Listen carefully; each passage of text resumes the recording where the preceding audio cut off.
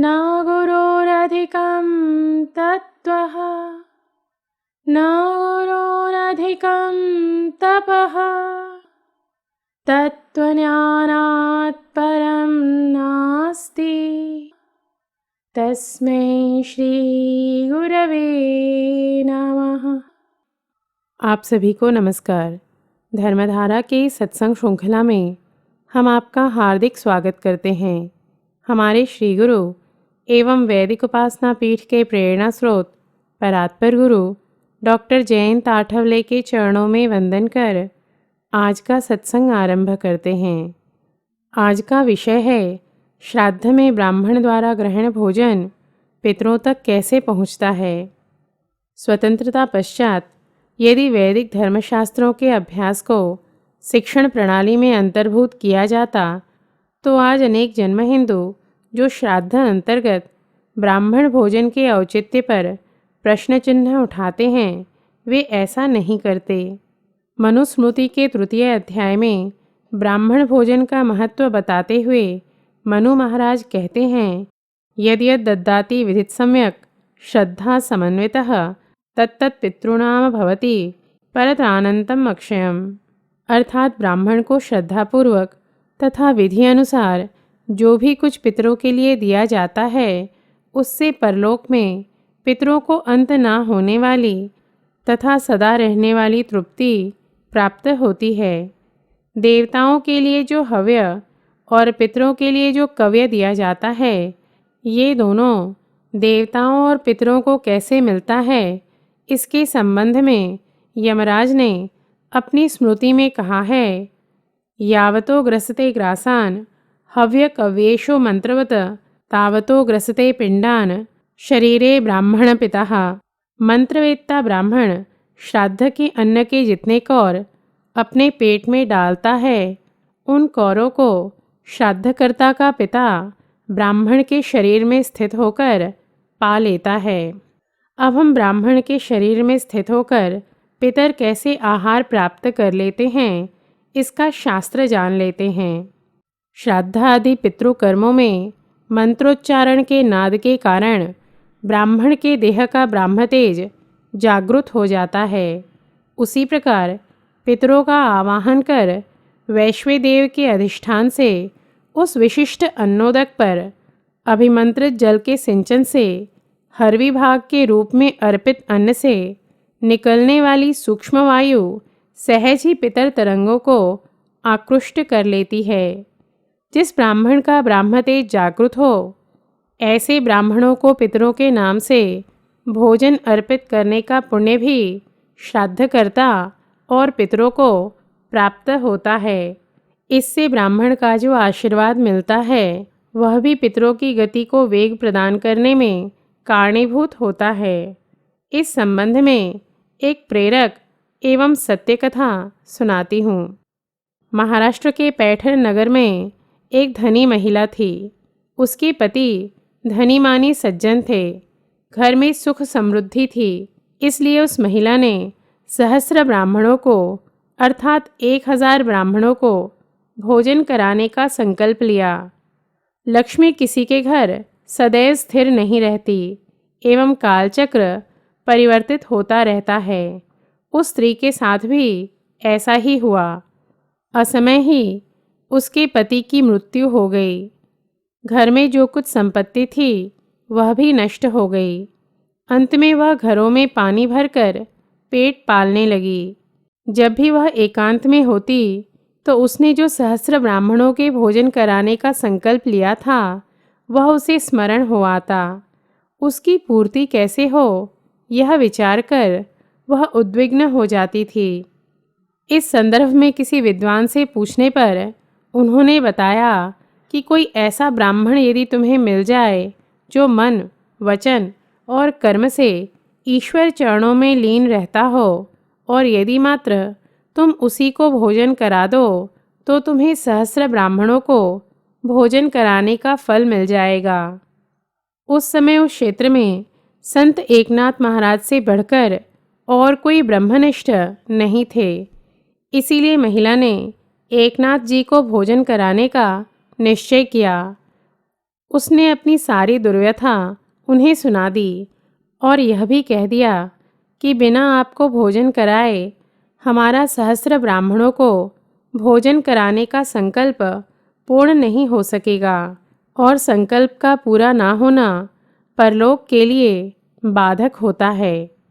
संत दयालु एवं परोपकारी होते हैं। संत एकनाथ महाराज ने उस विधवा स्त्री का शुद्ध संकल्प एवं विनय देखकर उसका निमंत्रण स्वीकार कर लिया। दूसरे दिन अपने पुत्र हरि पंडित को उसके यहाँ भोजन बनाने को भेजा। हरि पंडित ने भोजन बनाया और संत एकनाथ जी को स्वयं ही परोसकर भोजन कराया। यह देखकर वह स्त्री अति प्रसन्न हो रही थी। संत एकनाथ जी ने हरि पंडित से कहा, मेरी पत्तल तुम ही उठाकर फेंक दो। जब हरि पंडित पत्तल उठाकर फेंकने लगे तब महिला वहीं खड़ी थी। दोनों ने आश्चर्य के साथ देखा कि उस पत्तल के नीचे दूसरी पत्तल भी निकल आई, दूसरी के नीचे तीसरी और तीसरी के नीचे चौथी। इस प्रकार सहस्र पत्तलें निकलीं। इस दैवी चमत्कार से उस स्त्री को पूर्ण विश्वास हो गया कि सहस्र ब्राह्मणों को भोजन कराने का उसका संकल्प पूर्ण हो गया। इसका दूसरा सुफल यह हुआ कि हरि पंडित को जो अपने पांडित्य पर गर्व था वह भी नष्ट हो गया। वे समझ गए कि पिताजी पहुँचे हुए संत हैं और उन्होंने पिता की शरण ग्रहण की। ब्रह्मवेत्ता संत या ब्रह्म के साक्षात्कार में लीन ब्राह्मणों के इसी विशेष क्षमता को ध्यान में रख हमारे धर्मशास्त्रों में श्राद्ध निमित्त ब्राह्मण भोजन कराने की विधि बताई गई है। पितरों के नाम से ब्राह्मण भोजन कराने में मात्र कर्तव्य पूर्ति हेतु कृति करने की अपेक्षा ब्राह्मणों के माध्यम से प्रत्यक्ष पितर ही भोजन प्राप्त कर रहे हैं, ऐसा भाव रखना अधिक महत्वपूर्ण है। इसके फलस्वरूप तृप्त ब्राह्मण के देह से प्रक्षेपित आशीर्वादात्मक सात्विक तरंगों का बल पितरों को प्राप्त होता है। अतः कहा गया है, ब्राह्मणों द्वारा ग्रहण किया गया अन्न पितरों को मिलता है।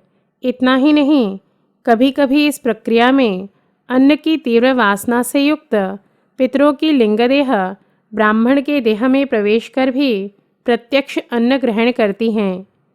ब्राह्मणों के शरीर में स्थित होकर पितर किस प्रकार भोजन प्राप्त कर अपनी तृप्ति करते हैं, इस संबंध में एक कथा सुनाती हूँ। यह कथा पद्म पुराण के सृष्टि खंड से उद्धृत है।